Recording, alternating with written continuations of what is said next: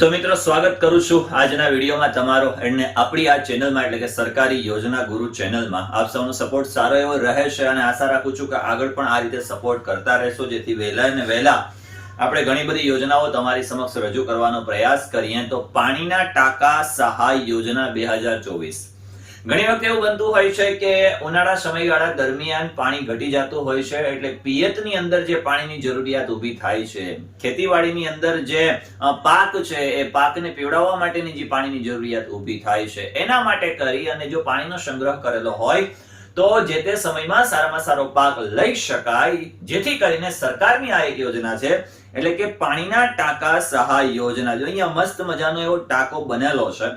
ખરેખર કેટલી સહાય મળવાપાત્ર છે, કયા ડોક્યુમેન્ટ્સ જોઈએ, કોને મળવાપાત્ર છે, કેટલા સમયમાં મળવાપાત્ર છે, આ તમામ બાબતો આપણે આજના વિડીયોમાં જોઈ લઈએ. ચાલો તો વિડીયોની આપણે શરૂઆત કરીએ કે પાણીની ટાંકી સહાય યોજના 9.80 લાખ એટલે કે 9,80,000 રૂપિયાની સહાય દરેક ખેડૂતને મળવાપાત્ર છે. ચાલો આપણે સમજી લઈએ કે કેવી રીતે. સૌથી પહેલા તો કે યોજનાનું નામ છે પાણીની ટાંકી સહાય યોજના 2024-25. એનો ખરેખર આનો ઉદ્દેશ્ય શું છે, ત્યાર પછીની પાત્રતા કેટલી છે, નિયમો શું છે, લાભો શું છે, ડોક્યુમેન્ટ ક્યાં જોઈશે અને ક્યાં અરજી કરી શકાય. આ યોજના હેઠળ મળવાપાત્ર લાભો નીચે મુજબ છે કે ભાઈ કયા કયા પ્રકારના લાભો મળશે. સૌથી પહેલા આપણે લાભની વાત કરીએ. બરાબર ધ્યાનપૂર્વક સમજશો જેથી કરીને તમને પણ ખ્યાલ આવે કે આવા કોઈ પ્રકારની સહાયો છે, આવા કોઈ પ્રકારની યોજનાઓ ચાલે છે જેથી કરીને તમે પણ એનો સારામાં સારી રીતે લાભ લઈ શકો. ભવિષ્યની અંદર માની લો અત્યારે કોઈ ડોક્યુમેન્ટ્સ ખૂટે છે તો તમે એ ડોક્યુમેન્ટ્સ પુરવાર કરી અને ભવિષ્યની અંદર સારા એવા લાભ લેવાનો પ્રયાસ કરી શકો. તમારા સર્કલ જે કોઈ મિત્ર વર્તુળ છે, ખેડૂત ભાઈઓ છે, આ તમામને શેર કરી દો જેથી કરીને બને એવું કે એ લોકો પણ આવો ક્યાંક લાભ લઈ શકે. તો વ્યક્તિગત સહાયના કેસમાં જે તે અરજદારના ખાતામાં ખર્ચના 50% અથવા રૂપિયા 9,80,000 માંથી બે જે ઓછું હોય તે ચૂકવવાની રહેશે. માની લો સપોઝ કે 1 લાખનો ખર્ચો થયો છે તો એના 50% એટલે કે આપણને અહીંયા 50,000 રૂપિયાનો લાભ મળવાપાત્ર થશે. ત્યાર પછી એટલે કે બંનેમાંથી 9,80,000 બંનેમાંથી જસ્ટ ખાલી એક્ઝામ્પલ રીતે આપણે સમજ્યું. નંબર 1. નંબર 2, નાની સાઈઝના પાણીના ટાંકા બનાવવામાં આવે તો તે માટેનું સહાય ધોરણ યુનિટ કોસ્ટ 19.60 લાખ એટલે કે 19,60,000 નિયત કરી તદનુસાર પ્રોટ્રેરા મુજબ 50% અથવા ખરેખર થયેલ ખર્ચ 19,60,000 ના 50%. ત્યાર પછી તમે 10 લાખનો ખર્ચો થયો છે તો એના 50%. પ્રોટ્રેરા મુજબ જે કંઈ ક્રાઇટેરિયા આપેલા છે આ ક્રાઇટેરિયા મુજબ તમને મળવાપાત્ર થશે. સહાય મેળવવા માટે ઓછામાં ઓછા 75 ઘન મીટરના પાણીના ટાંકા બનાવવાના રહેશે. 75 ઘન મીટરના પાણીના ટાંકા તમારે બનાવવાના રહેશે. સામૂહિક જૂથના કિસ્સામાં જૂથ દ્વારા નક્કી કરેલ જૂથ ડીલરના ખાતામાં સહાય ખર્ચના 50% અથવા 9.80 લાખ 9,80,000 બેમાંથી જે ઓછું હશે તે ચૂકવવા મળશે. જેમ કે બજાર કિંમત હોય અને મૂળ કિંમત હોય બંનેમાંથી જે ઓછી કિંમત હોય એટલે કે બજાર કિંમત હોય તો એ બજાર કિંમત મળવાપાત્ર થાય.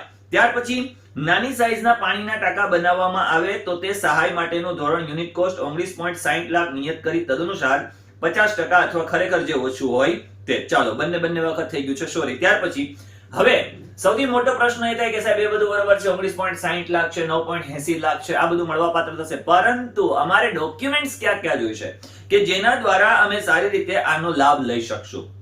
ડોક્યુમેન્ટ્સની આપણે વાત કરીએ તો આપણી પાસે ખેડૂત હોય તો સ્વાભાવિક છે 7/8 ની નકલ હોય. આ 7/8 જમીનની નકલ તમારે રજૂ કરવી પડશે. ત્યાર પછી તમારી પાસે રહેલો આધાર કાર્ડ છે, તમારું આધાર કાર્ડ આપેલો છે, એ આધાર કાર્ડ તમારે રજૂ કરવાનો રહેશે. એટલે કે ડોક્યુમેન્ટ્સમાં 2 ડોક્યુમેન્ટની જરૂર પડશે. જો ખેડૂત SC જાતિનો છે, શેડ્યુલ કાસ્ટનો છે તો જાતિનું સર્ટિફિકેટ, ST કાસ્ટનો છે તો ST કાસ્ટનું જાતિનું સર્ટિફિકેટ, રેશન કાર્ડની નકલ, જો ખેડૂત દિવ્યાંગ હોય તો દિવ્યાંગતા હોવાનું પ્રમાણપત્ર, UDID કાર્ડ તમારી પાસે હશે. જો દિવ્યાંગ હોય તોની વાત છે, ન હોય તો કોઈ ઇશ્યુ નથી. લાભાર્થી જો ટ્રાઇબલ વિસ્તારના હોય તો વન અધિકારની પત્રની નકલ, તમે ટ્રાઇબલ એરિયામાં આવો છો તો વન અધિકારીની તમારે પત્રની નકલ જો હોય તો, ન હોય તો વાંધો નથી. ખેતીના 7/8 જમીનમાં સંયુક્ત ખાતેદાર, સ્વાભાવિક છે કે તમારી સાથે બીજા કોઈ સંયુક્ત ખાતેદારો છે, તમારી પર્સનલ પોતાની જમીન નથી તો ખાતેદાર હોય તો આ બંને જે કોઈ પણ ખાતેદાર હોય તમામ ખાતેદારોનું સંમતિ પત્રક સહકારી મંડળીના સભ્ય હોય તો તેની વિગત જો લાગુ પડતું હોય તો, નહીતર જરૂર નથી. અને દૂધ ઉત્પાદક મંડળીના સભ્ય હોય તો તેની માહિતી. તમે દૂધ ઉત્પાદક સભ્ય નથી, મંડળીના સભ્ય નથી તો તમારે આની જરૂર નથી.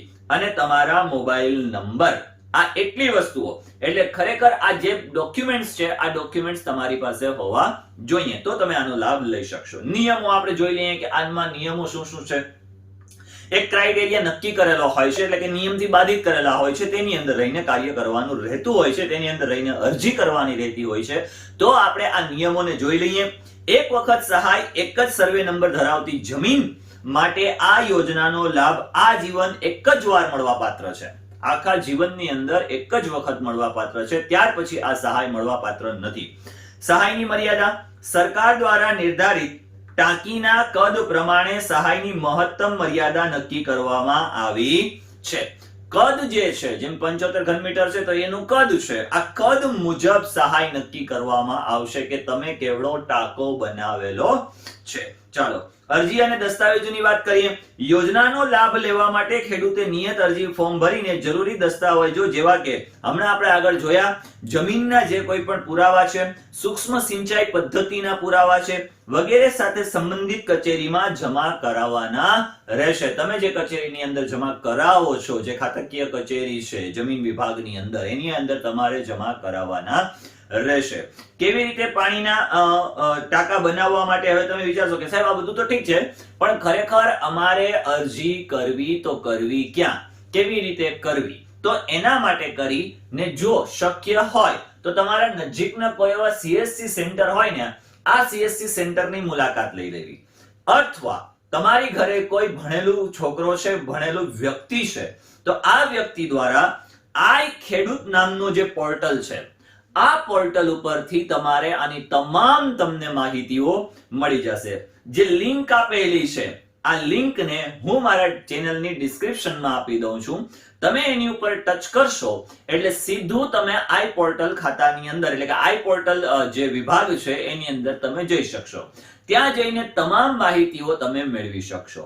ઘણી વખત એવું બનતું હોય કે આપણે નત નવા જે કારણ વગરના વિડીયોઝ છે કે જેનાથી આપણને કોઈ ફાયદો જ નથી થવાનો, એવા પ્રકારના વિડીયોઝ આપણે વારે ઘડીએ ફોરવર્ડ કરી દેતા હોઈએ છીએ. એનાથી કોઈ મતલબ નથી. પરંતુ આ જે વિડીયો છે તમારા માટે, તમારા લાભ માટે, તમારા ફાયદા માટે, તમને મળતી યોજનાઓ માટે છે. એટલે આ વિડીયોને તમે તમારા મિત્રોને શેર કરી દો. ચેનલ પર નવા છો તો સ્વાભાવિક છે કે ચેનલને સબસ્ક્રાઇબ કરી લેવી જોઈએ. ત્યાર પછી વિડીયો સારો લાગ્યો હોય તો એને લાઈક પણ કરી દેવું જોઈએ, જેથી કરીને બને એવું કે અમારો પોતાનો ઉત્સાહ વધે.